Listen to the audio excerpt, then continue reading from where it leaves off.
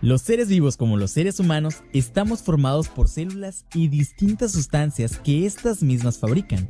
Todas las células provienen de una sola, el cigoto de la fecundación. Desde ese momento se van generando nuevas células y cada una pasa por un ciclo de vida llamado ciclo celular. Hasta los ángeles saben que es muy importante y no quieren que repruebes. Dentro de este, las células en un principio crecen.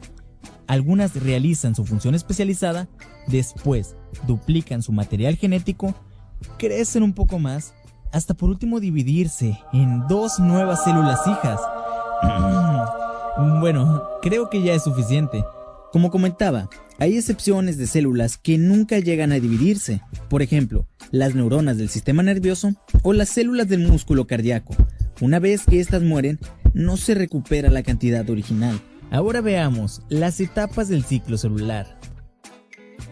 El ciclo celular tiene como objetivo el conservar la integridad de los tejidos y mantener su funcionalidad, regenerando las células para suplir a las ya destruidas. Las etapas del ciclo celular se dividen en dos, la interfase y la división celular o fase M, llamada así por la mitosis.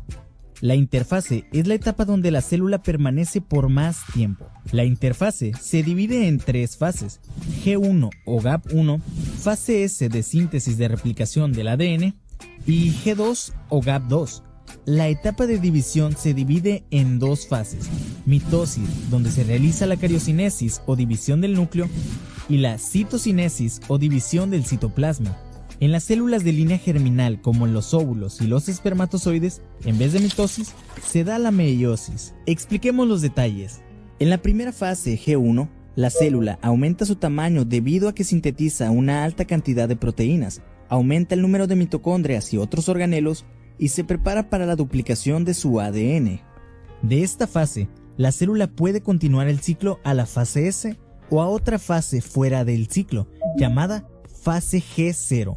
En esta, la célula se dice que está en un estado de quiescencia, donde puede volver al ciclo celular si se le da el estímulo adecuado, como las células del hígado, que al sufrir un daño el hígado, hace que sus células entren en ciclo celular para reemplazar a las dañadas. Algunas células en la fase G0 pueden quedarse en esta fase permanentemente siendo células especializadas, teniendo un alto metabolismo, pero sin avanzar nunca en el ciclo celular, tales como las neuronas y las células musculares estriadas. También, conforme las células van envejeciendo, al acumular daño en el ADN, se quedan en esta fase G0. En este caso se dice que la célula está en un estado de senescencia. De esta forma, se evita que continúe el ciclo para evitar la proliferación de células dañadas. Cuando las células están bastante dañadas, siguen el camino de la muerte celular programada, también llamada apoptosis.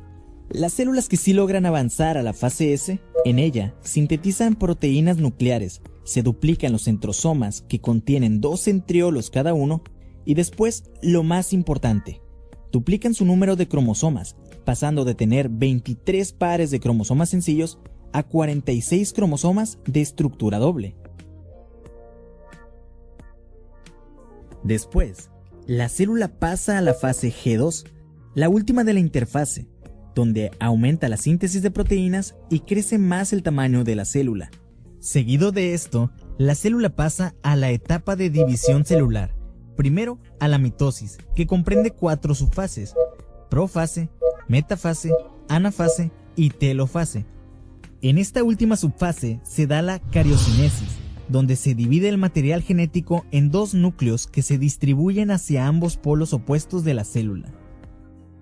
Por último, la célula entra en la última fase de la división celular, que es la división del citoplasma, para dar lugar a las 2 células hijas, cada una con su material genético completo de 23 pares de cromosomas, y listas para iniciar cada una su propio ciclo celular. Es importante mencionar que los cambios de fase están regulados por puntos de control, que se aseguran de que la célula cumpla algunos requisitos antes de avanzar a la siguiente fase. De no ser así, se detiene el ciclo celular dependiendo del punto de control. Las moléculas que constituyen la base de los puntos de control y por lo tanto de la progresión del ciclo celular son las quinasas dependientes de ciclinas, o abreviadas como CDKS. Veamos los puntos de control. Los principales son el punto de control G1, punto de control G2 y punto de control M. El punto de control G1 controla el paso de G1 a S y verifica 3 puntos esenciales: que el tamaño de la célula sea el adecuado, que tenga los nutrientes y energía necesarios y que no exista daño en el ADN. Si la célula pasa este punto, no hay vuelta atrás. Se compromete a dividirse irreversiblemente, al menos que después haya una anomalía durante la replicación. De esta se encargará el siguiente punto de control.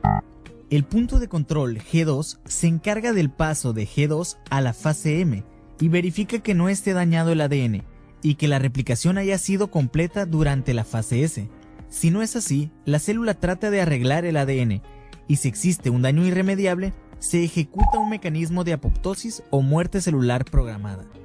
El último punto de control es el M, que se encuentra entre el paso de la metafase a la anafase, donde se asegura que cada cromosoma en su centrómero esté unido por ambos lados a los microtúbulos cinetocóricos del uso mitótico, ya que durante la anafase los cromátidas hermanas se jalarán hacia los polos opuestos, y es importante que todos estos cromosomas tengan una zona donde se puedan jalar, para que la distribución de cromosomas en cada célula hija sea completa,